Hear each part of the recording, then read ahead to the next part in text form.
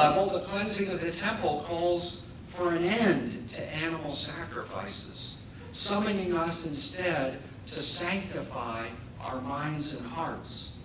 At another level, it calls us to a different kind of temple and a different kind of pilgrimage.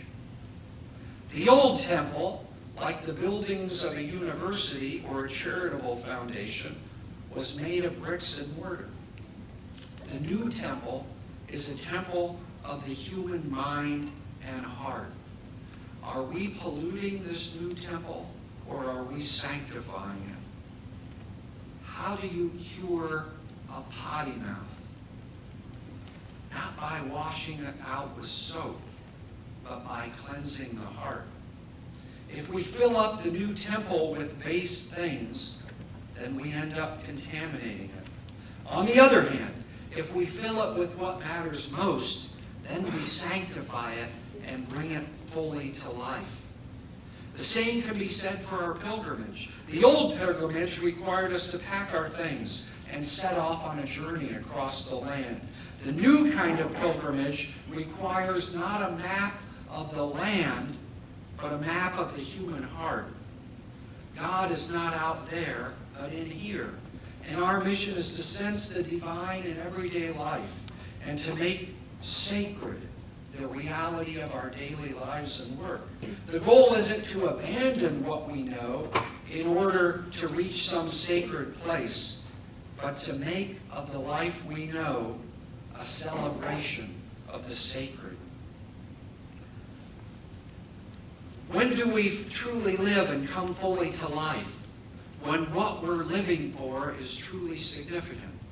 The university should be a place dedicated to the pursuit and cultivation of the highest human potential. Every gift should aim at bringing out the best in us. Learning and giving aren't just about preparing people to live and work.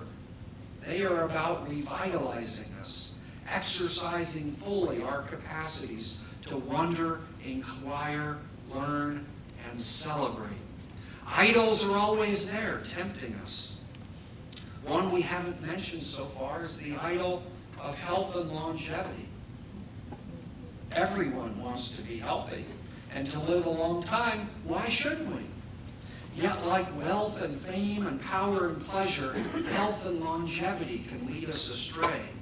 We fail to discern what life is about, but we wish with all our heart that our lives would never end. If we're not careful, we end up leading long but shallow lives. Our community needs lots of things, including a more robust and resilient economy and a better educational system. We all know people who are hurting, for whom improvements in these areas would make a big difference. But merely pouring in more money won't cut it. It can't, because money's not what matters most. We need more than just well-paying jobs. We need wiser, more compassionate, and more dedicated human beings. Another story. 2 medical students were sitting in a crowded lecture hall. Into the room came a man pushing his wheelchair-bound son, a boy clearly suffering from a severe neurologic disability. The father began to tell of a discussion he had with his wife the evening before. The mother felt that over the years their son had contributed enough to the education of medical students. The time had come to stop using him as a pincushion. The father argued that it was important for future physicians to learn firsthand what it had been like to see your own son slide inexorably into disability and death. As the father's tale unfolded over the course of an hour, the medical student in the second row sat transfixed, tears occasionally welling up in his eyes. Another student in the front row realized within 5 minutes that such material could never be tested on an exam. Failing to pay attention during this hour could never threaten his grade. Instead, he chose to spend the hour studying.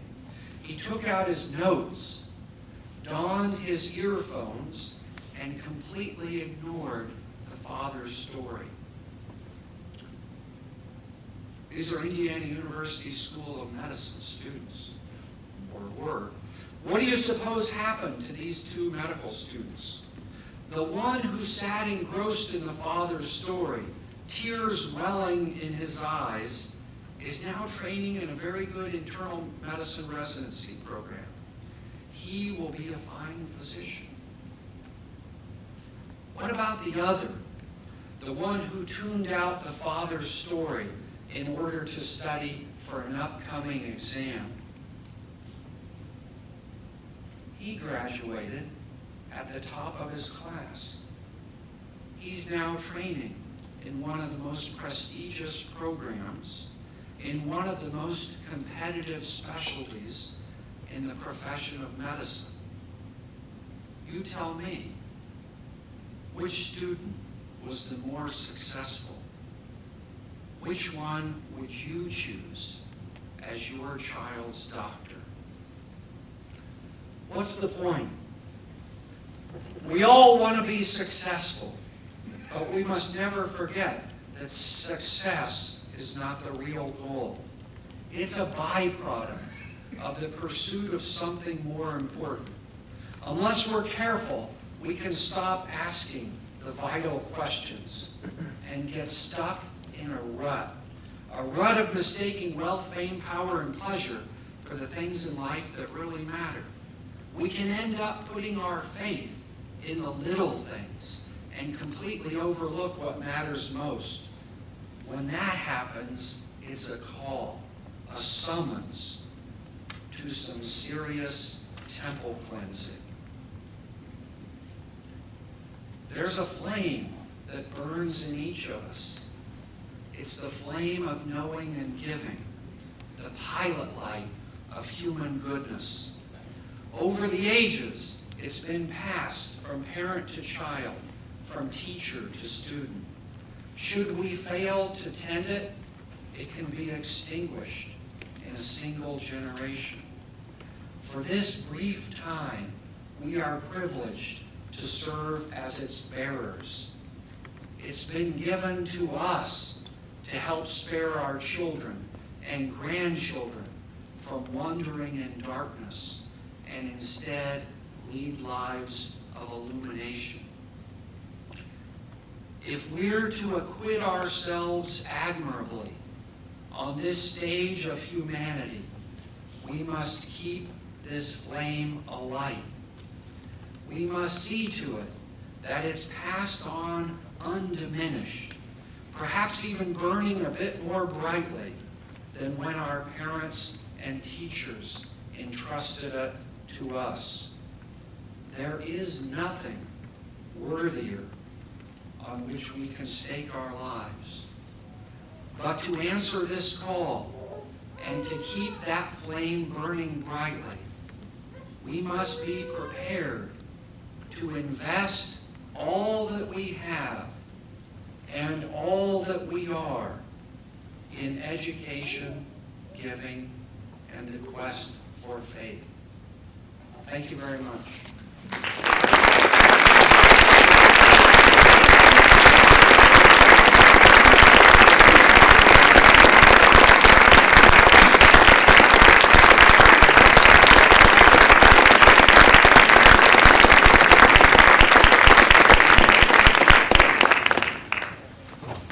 Dr. Gunderman, I'm certain that you achieved your purpose. You have been winsomely provocative. And our rapt silence only witnesses to the fact that you have sent our minds into serious reflection and thoughtfulness. And we thank you. I know you have questions. Andrea Pachter and Richard Klopp are in both aisles with microphones, so if you have a question for Dr. Gunnerman, please stand and they will pass the mic to you.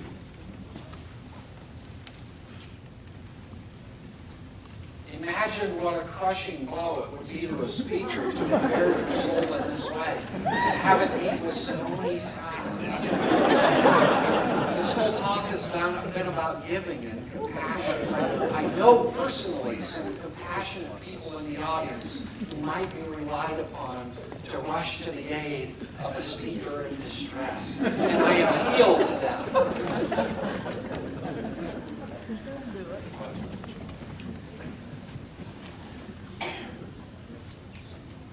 Dr. Gunnerman, you talked about transforming givers and receivers into face-to-face collaborators. Could you say more about what you mean by that and maybe an example of it? Well, thanks for your question, Carol. I would say some giving needs to be done at a distance.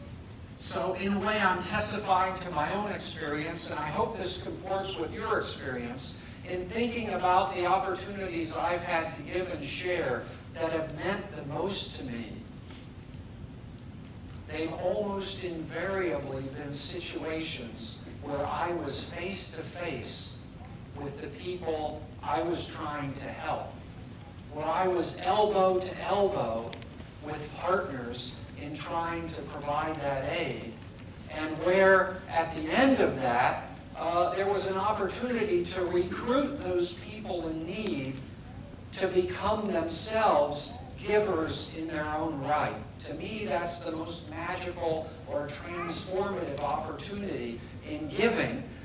It may be we can't achieve it in every case, but it's a vision or an ideal that I think should guide our practice as givers and sharers whenever we can find the opportunity.